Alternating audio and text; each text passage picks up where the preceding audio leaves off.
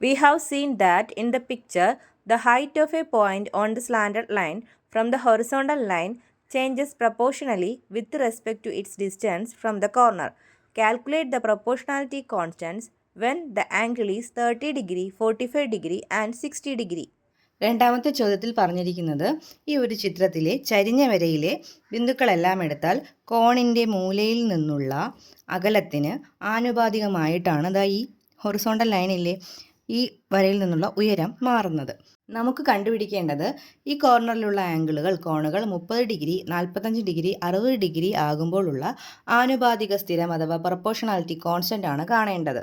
ഇവിടെ angle A നമുക്ക് ആദ്യം 30 ഡിഗ്രി എടുക്കാം. 30 ഡിഗ്രി എടുക്കുമ്പോൾ ആംഗിൾ ബി എത്രയുണ്ട്? ഇവിടെ 90 ഡിഗ്രി ഉണ്ടല്ലോ. ഇവിടെ എത്രയാവും? ആംഗിൾ ബി പേര് കൊടുക്കാമല്ലോ, എ ബി സി എന്ന് പേര് കൊടുക്കുക. അപ്പോൾ എ 30 ഡിഗ്രി ആകുമ്പോൾ ഇത് ബി 90 ആണ്. ഇവിടെ നമുക്ക് എന്ത് കിട്ടും? 60 ഡിഗ്രി എന്ന് കിട്ടും. അപ്പോൾ ഇത് ചെക്ക് ചെയ്യാൻ വേണ്ടി ഒരു ഉയരം കൂടി ഇവിടെ മാർക്ക് ചെയ്യാം.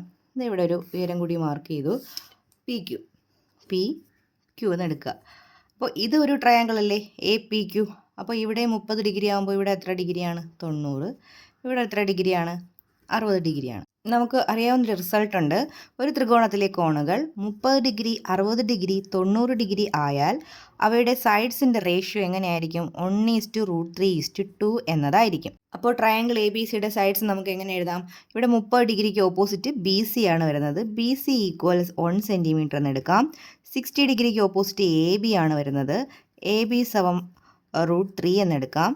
അതുപോലെ 90 ഡിഗ്രിക്ക് ഓപ്പോസിറ്റ് എ സി ആണ് വരുന്നത്. അത് നമുക്ക് 2 എന്നെടുക്കാം, 2 സെൻറ്റിമീറ്റർ. ഇനി ഈ ഫിഗറിൽ നോക്കുമ്പോൾ 2 ട്രയാങ്കിൾസ് കാണാമല്ലോ, എ ബി സിയും ട്രയാങ്കിൾ എ ബി സിയും അതുപോലെ ട്രയാങ്കിൾ എ പി ക്യൂവും. ഇവയിലെ ആംഗിൾസ് എല്ലാം ഒരുപോലെയല്ലേ. അപ്പോൾ അതുകൊണ്ട് ഇവ എന്താണ്? സദൃശ്യ ത്രികോണങ്ങൾ അല്ലെങ്കിൽ സിമിലർ ട്രയാങ്കിൾസ് ആണ്. Triangle A B C and triangle A P Q are similar triangles. അപ്പോൾ നമുക്ക് എങ്ങനെ എഴുതാം? സിമിലർ ട്രയാങ്കിൾസിൻ്റെ സൈഡ്സ് എല്ലാം പ്രപ്പോർഷണൽ ആണല്ലോ. അപ്പോൾ നമുക്ക് നോക്കിക്കേ, 90 ഡിഗ്രിക്ക് ഓപ്പോസിറ്റ് എ ബി സി എന്ന ട്രയാങ്കിളിലെ വശം ഏതാണ്?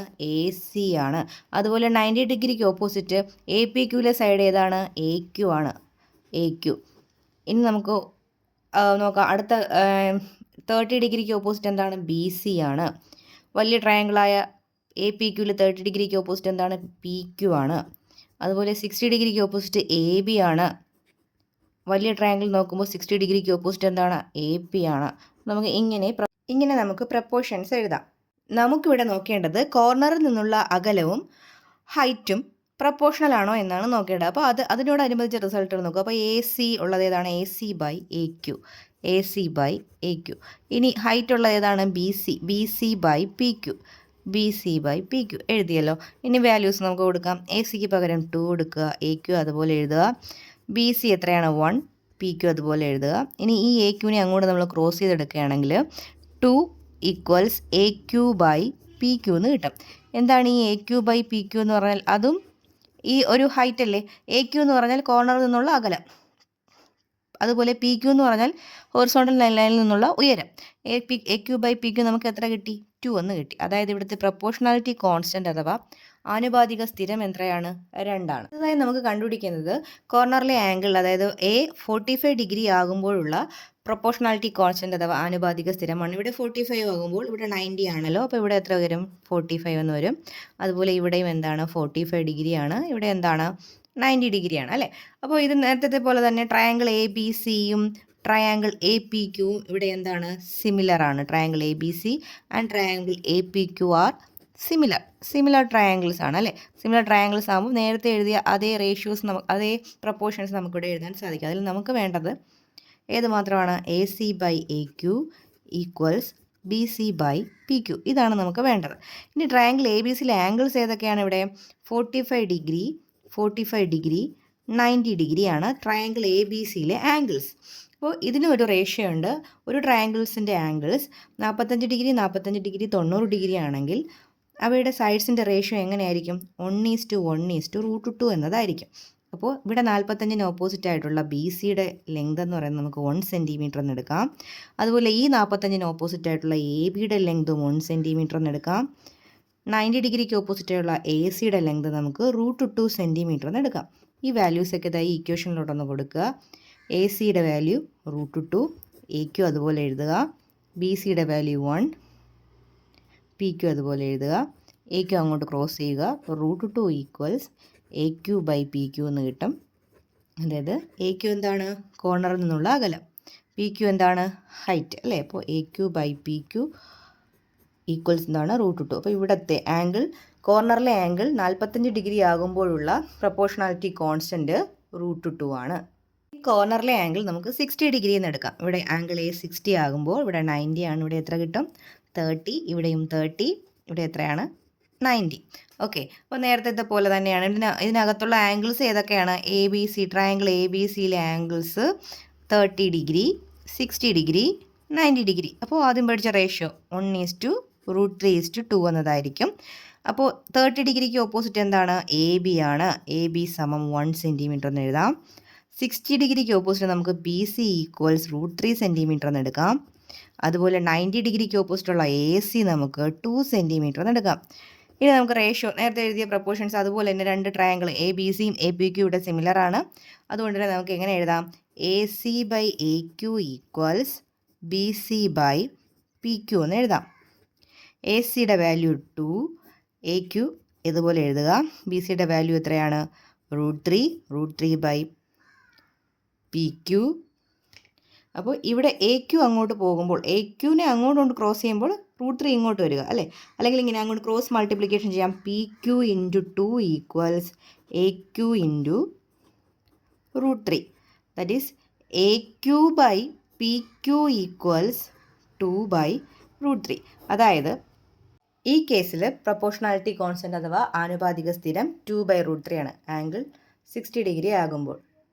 Prove that in equilateral triangles, the perimeter changes proportionally with respect to the length of the sides. What is the proportionality constant? What can we say about other regular polygons? രണ്ടാമത്തെ ചോദ്യത്തിൽ നമുക്ക് prove ചെയ്യേണ്ടത് സമഭുജ ത്രികോണങ്ങളുടെ equilateral ട്രയാങ്കിൾസിൻ്റെ perimeter അഥവാ ചുറ്റളവ് അവയുടെ നീളത്തിന് ആനുപാതികമായി മാറുന്നു എന്നതാണ്, പ്രൊപ്പോർഷണൽ ആകുന്നു എന്നതാണ്. അപ്പോൾ ഇക്വിലാറ്ററൽ ട്രയാങ്കിളിൻ്റെ ഒരു സൈഡ് നമുക്ക് എ ആയിട്ട് എടുക്കാം. വൺ സൈഡ് എ ആണെങ്കിൽ പെരിമീറ്റർ എങ്ങനെയാണ് കാണുന്നത്? പെരിമീറ്റർ എങ്ങനെയാണ്? 3 സൈഡുകളല്ലേ? അപ്പോൾ 3 സൈഡും കൂടെ കൂട്ടുക, അല്ലെങ്കിൽ 3a അല്ലേ? Perimeter P is equal to എന്താണ്? 3a. അപ്പോൾ നമുക്ക് ഇവിടെ എ കൊണ്ടുവന്ന് ഡിവൈഡ് ചെയ്താൽ, എ ലെഫ്റ്റ് സൈഡിൽ വന്ന് ഡിവൈഡ് ചെയ്താൽ p/a ഈക്വൽസ് 3 എന്ന് കിട്ടും. അതായത് ഇവിടെ എന്താണ്? പെരിമീറ്റർ എന്തിനനുസരിച്ച്? ട്രയാങ്കിളിൻ്റെ വശത്തിനനുസരിച്ച്, ഇക്വിലാറ്ററൽ ട്രയാങ്കിളിൻ്റെ വശത്തിനനുസരിച്ച് എന്ത് ചെയ്യുന്നു? മാറുന്നു. ഇവിടുത്തെ പ്രൊപ്പോർഷണാലിറ്റി കോൺസ്റ്റൻറ്റ് അഥവാ ആനുപാതിക സ്ഥിരം എത്രയാണ്? 3. Proportionality constant equals 3. ഇനി നോക്കേണ്ടത് n വശങ്ങളുള്ള റെഗുലർ പോളിഗണിൻ്റെ ഒരു സമബഹുഭുജത്തിൻ്റെ ചുറ്റളവും പെരിമീറ്ററും ലെങ്തും അതിൻ്റെ വശവും പ്രപ്പോർഷണൽ ആണോ എന്നതാണ്. അപ്പോൾ ഇതിൽ രണ്ടാമത്തെ പാർട്ടായിട്ടാണ് അതിൽ തന്നെ ചോദിച്ചിരിക്കുന്നത്. മൂന്നാമത്തെ ക്വസ്റ്റ്യനിൽ രണ്ടാമത്തെ പാർട്ടായിട്ട് ചോദിച്ചിരിക്കുന്ന ഒരു ക്വസ്റ്റ്യനാണ്. അപ്പോൾ റെഗുലർ പോളിഗൺ ആണെങ്കിൽ അതിൻ്റെ പെരിമീറ്റർ എത്ര വശങ്ങളുണ്ടോ, n വശങ്ങളുണ്ടെന്ന് നമുക്ക് എടുക്കാം. അപ്പോൾ n സൈഡുകളുണ്ടെങ്കിൽ അതിൻ്റെ ഒരു സൈഡ് a ആണെങ്കിൽ എന്തായിരിക്കും? n into a. ഇപ്പോൾ 3 സൈഡ് ആണെങ്കിൽ നമ്മൾ 3 ഇൻറ്റു a എന്ന് എഴുതി. 4 സൈഡ് ആണെങ്കിൽ 4 ഇൻറ്റു a. അങ്ങനെ ആകുമ്പോൾ n വശങ്ങളാകുമ്പോൾ എന്താണ്? പെരിമീറ്റർ എന്താണ്? n into a. ഇവിടെയും a ലെഫ്റ്റ് സൈഡിൽ ഡിവൈഡ് ചെയ്യുമ്പോൾ p/a ഈക്വൽസ് എന്തെന്നാണ് കിട്ടുന്നത്? n എന്നാണ് കിട്ടുന്നത് അല്ലേ? അതായത് perimeter of any regular polygon changes proportionally with respect to the length of the sides. അതായത് perimeter of any regular polygon changes proportionally with respect to the length of its sides. Here proportionality constant equals n. ആനുപാതിക സ്ഥിരം ഇവിടെ n ആണ്. Prove that the lengths of arcs of a fixed circle change proportionally with respect to their central angles. What is the proportionality constant? What about the relation between the area of a sector and its central angle? നാലാമത്തെ ചോദ്യത്തിൽ നമുക്ക് check ചെയ്യേണ്ടത് fixed സർക്കിൾസിൻ്റെ arc length അതിൻ്റെ central ആംഗിളിനനുസരിച്ച് proportional ആകുന്നോ എന്നതാണ്. അതായത് ഒരു circle, നമ്മളൊരു വൃത്തം വരച്ചു കഴിഞ്ഞാൽ അതിനൊരു സെൻട്രൽ ആംഗിൾ ഉണ്ടാവുമല്ലോ. ഇതിപ്പോൾ സെൻറ്റർ ആണെങ്കിൽ ഇത് സെൻട്രൽ ആംഗിളാണ്, കേന്ദ്രകോൺ. സെൻട്രൽ ആംഗിൾ കേന്ദ്രകോൺ, അത് ഞാനിവിടെ തീറ്റ എന്നെടുക്കാം. തീറ്റ. അപ്പോൾ ഇതാണ് അതിൻ്റെ ചാപത്തിൻ്റെ നീളം അഥവാ ആർക്ക് ലെങ്ത് എന്ന് പറയും. ആർക്ക് ലെങ്ത് അഥവാ ചാപത്തിൻ്റെ നീളം. അപ്പോൾ ഇതെന്താണ്? റേഡിയസ് ആണല്ലോ, ആരമാണ്. ഇപ്പോൾ അതേ റേഡിയസ് ഉള്ള അതേ ആരമുള്ള വൃത്തം തന്നെയാണ് വരയ്ക്കുന്നത്. പക്ഷേ അതിൻ്റെ സെൻട്രൽ ആംഗിൾ കുറച്ചുകൂടി കൂട്ടിയെടുക്കുകയാണെന്ന് വെച്ചോ. സെൻട്രൽ ആംഗിൾ കൂടുതലായിട്ടാണ് എടുത്തത്. അപ്പോൾ ഇവിടെ ഈ സെൻട്രൽ ആംഗിൾ ഇപ്പോൾ ഇത്രയും വലുപ്പം ഉണ്ടല്ലോ, അതിനനുസരിച്ച് എന്ത് മാറുന്നു? ആ ആർക്ക് ലെങ്ത് മാറുന്നത് കണ്ടോ? ആ ചാപത്തിൻ്റെ നീളം മാറുന്നത് കണ്ടോ? ഇത് നമ്മൾ പ്രൂവ് ചെയ്യാണ് ചെയ്യേണ്ടത്. ഇപ്പോൾ റേഡിയസ് 6 തന്നെയാണ്. അപ്പോൾ ആർക്ക് ലെങ്ത് കാണുന്നത് എങ്ങനെയാണ്? ആർക്ക് ലെങ്ത് കാണാൻ ഒരു ഇക്വേഷൻ ഉണ്ട്. ആർക്ക് ലെങ്ത് ഈക്വൽസ് എന്താണ്? Arc length equals central angle into radius. Arc length എന്ന് പറഞ്ഞാൽ സെൻട്രൽ ആംഗിളിനെ എന്തുകൊണ്ട് ഇൻറ്റു ചെയ്യുക? റേഡിയസ് കൊണ്ട് ഇൻറ്റു ചെയ്യുക. ആർക്ക് ലെങ്ത് ഞാൻ എല്ലാം എടുത്തു. സെൻട്രൽ ആംഗിൾ ഇവിടെ തീറ്റയാണ്, റേഡിയസ് എന്താണ്? 6 ആണ്. അപ്പോൾ എല്ലും തീറ്റയും തമ്മിലുള്ള റിലേഷൻ അല്ലേ നോക്കേണ്ടത്. അപ്പോൾ L/തീറ്റ ഈക്വൽസ് എന്താണ്? 6 ആണ് അല്ലേ. അതായത് ആർക്ക് ലെങ്തിന് സെൻട്രൽ ആംഗിളിനനുസരിച്ച് ആർക്ക് ലെങ്ത് മാറുന്നു. ഇവ രണ്ടും എന്താണ്? പ്രപ്പോർഷനാണ്, ആനുപാതികമാണ്. ഇവിടുത്തെ ആനുപാതിക സ്ഥിരം അഥവാ പ്രപ്പോർഷണാലിറ്റി കോൺസ്റ്റൻറ്റ് 6 ആണ്. ചോദിച്ചിരിക്കുന്നത് ഇതിൻ്റെ സെക്ടറിൻ്റെ ഏരിയ അത് ഈ കേന്ദ്രകോണിന് സെൻട്രൽ ആംഗിളിന് പ്രൊപ്പോർഷണൽ ആണോ എന്നാണ്. അപ്പോൾ ഏരിയ കാണുന്ന സെക്ടറിൻ്റെ ഏരിയ കാണാനായിട്ട് ആ വൃത്താംശത്തിൻ്റെ ആ ചാപത്തിൻ്റെ ഏരിയ കാണുന്നത് എങ്ങനെയാണ്? ഹാഫ് r² തീറ്റ എന്നതാണ് ഒരു ഫോർമുല, ഹാഫ് r² തീറ്റ. അപ്പോൾ അതിലും തീറ്റ ഇങ്ങ് കൊണ്ടുവന്നാൽ A/തീറ്റ ഈക്വൽസ് ഹാഫ് r² എന്ന് എഴുതാം. അപ്പോൾ എന്താണ്? A/തീറ്റ ഒരു കോൺസ്റ്റൻ്റ് ആയിട്ടല്ലേ കിട്ടിയത്. അപ്പോൾ നമുക്കിവിടെ എങ്ങനെ പറയാം? Area of sector changes proportionally with respect to central angle. Proportionality constant ഏതാണ്? Half r².